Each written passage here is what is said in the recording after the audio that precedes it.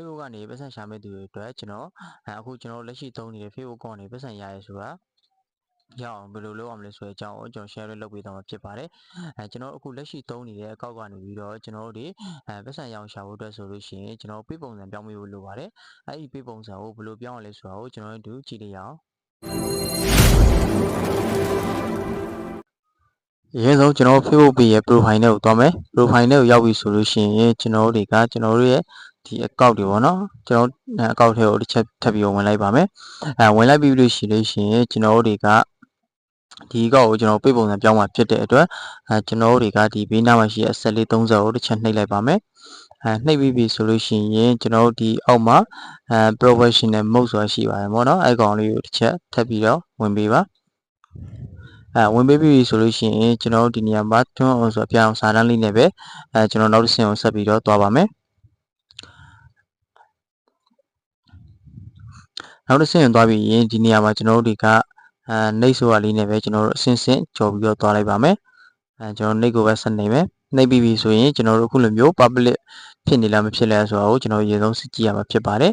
ဒီနေရာမှာ icon လေးကိုရွေးချယ်ပေးရမှာဖြစ်ပါတယ်ရွေးချယ်ပြီးရင်ကျွန်တော် confine ဆိုတာကိုထပ်ပြီးတော့နှိပ်ပြီးပါနှိပ်ပြီးပြီဆိုရင်ကျွန်တော်တို့ဒီနေရာလေးမှာလည်းကျွန်တော်တို့ဒီပတ်စံစားလို့ရအကြောင်းတွေကိုသူကပြောထားပြီပေါ့နော်ကျွန်တော်နှိပ်လေးနဲ့ပဲနောက်တစ်ဆင့်ဆက်ပြီးတော့သွားပါမယ်သွားပြီးရင်ကျွန်တော်ဒီမှာနှိပ်နဲ့ပဲနောက်တစ်ဆင့်ဆက်ပြီးတော့သွားပါမယ်ခင်ဗျာသွားပြီးပြီဆိုရင်ကျွန်တော်တို့ဒီနေရာမှာခုနလိုပဲကျွန်တော်နှိပ်လေးနဲ့ပဲနောက်တစ်ဆင့်ဆက်ပြီးတော့သွားပါမယ်နှိပ်လေးကိုနှိပ်မယ်နှိပ်ပြီးပြီဆိုလို့ရှိရင်ကျွန်တော်ဒီမှာ go to professional mode တပုတ်ဆိုရှိပါเนาะအဲ့ကောင်လေးကိုတစ်ချက်ထပ်နှိပ်မယ်နှိပ်ပြီးပြီဆိုလို့ရှိရင်ဒါကျွန်တော်တို့ရဲ့ပတ်စံရှာလို့ရတဲ့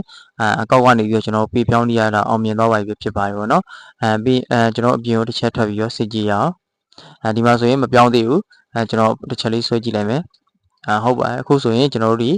professional double ဆိုတာပေါ်လာပြီပေါ့နော်ပေါ်လာတဲ့အခါမှာအဲ့လိုပေါ်လာမှကျွန်တော်တို့ဒီ Facebook ကအကောက်ကနေပြီးတော့ပတ်စံရှာလို့ရမှာပဲဖြစ်ပါတယ်ဒီကောင်ပေါ်မလာဘူးဆိုလို့ရှိရင်ကျွန်တော်တို့ပတ်စံရှာလို့ရမှာလုံးဝမဟုတ်ပါဘူးကျွန်တော်အဲ့ထဲကိုတစ်ချက်ဝင်ကြည့်ပါမယ်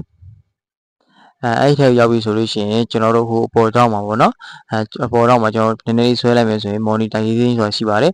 monetization ကိုကျွန်တော်တစ်ချက်ဝင်လိုက်ပါမယ်ဝင်ပြီးဆိုလို့ရှိရင်ကျွန်တော်တို့ဒီအောက်မှာပတ်စံဘယ်လိုရှာလို့ရလဲဆိုတဲ့အကြောင်းအရာလေးတွေကိုသူကပြထားပြီပေါ့နော်တကယ်လို့ကျွန်တော်တို့ရဗီဒီယိုတွေတင်ပြီးတော့ကျွန်တော်တို့တင်မယ်ဆိုလို့ရှိရင်ဒီကောင်လေးတစ်ဖြည်းဖြည်းပွင့်လာမယ်ပွင့်လာတဲ့အခါမှာကျွန်တော်တို့ဒီ set up လုပ်ပြီးတော့ကျွန်တော်တို့monetization ရှောက်ပြီးတော့ကျွန်တော်တို့ဒီပတ်စံစပြီးတော့ဝင်အောင်လုပ်လို့ရပါပြီ